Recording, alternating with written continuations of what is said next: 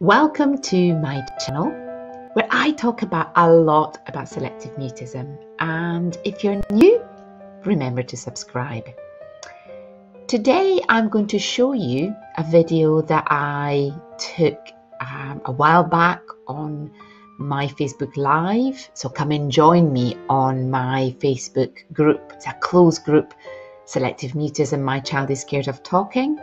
And we're talking about selective mutism and school. So by the end of this video, I would really like for teachers and really anyone else that works in schools to really understand what to do with a child that you're actually thinking, I've never heard that child speaking. Has that happened to you? Comment below. I have helped so many families directly, indirectly. Go and check my Google reviews. And I love to share. And yeah, one of my aims is let the world know about selective mutism. So today is selective mutism and tips for teachers.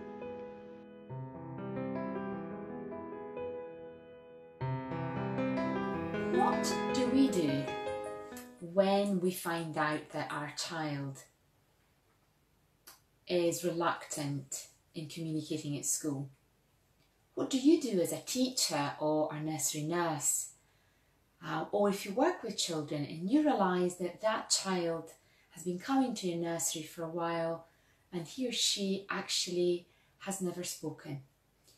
Today I want to share with you just a few tips on what to do when you, for example, are a teacher or a nursery nurse or you work with children and you notice that that child is really not speaking, not communicating. First of all, do not bombard the child with 100 questions. Don't say, what's your name? What did you do? How did you do that? Can you give that to me? What is that called? Because sometimes as adults, we find ourselves a little threatened. Why is that child not speaking? The other thing is, if is the first time that the child is at school, give them 1 month.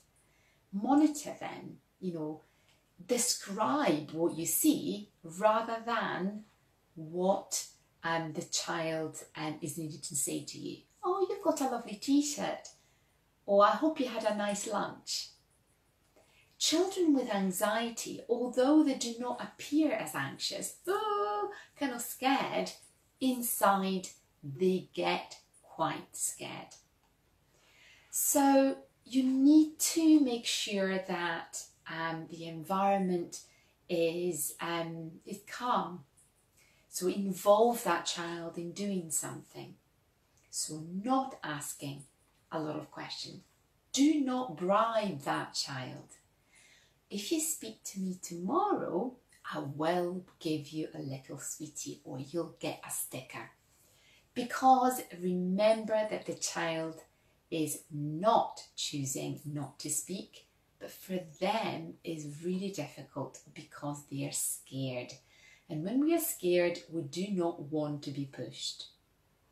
The other thing is create the environment. Make sure that the child maybe can play with another child. Have fun, jump, throw balls.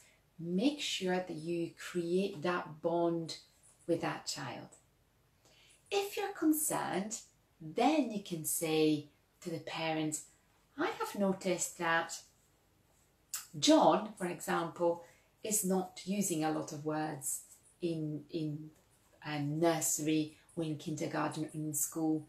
Is it different at home? So you create a picture because it's actually very frightening. Some parents actually don't realise that the child is not speaking when they go to nursery or to school because the child does speak to them in front of them in their environment. So sometimes they've never seen or they've never noticed their child not speaking. So it's about creating the right environment from the word go. During the course, we'll be talking about all the areas of what to do, what not to do, brainstorming. from really the age of 3 all the way to the age of 20 and above.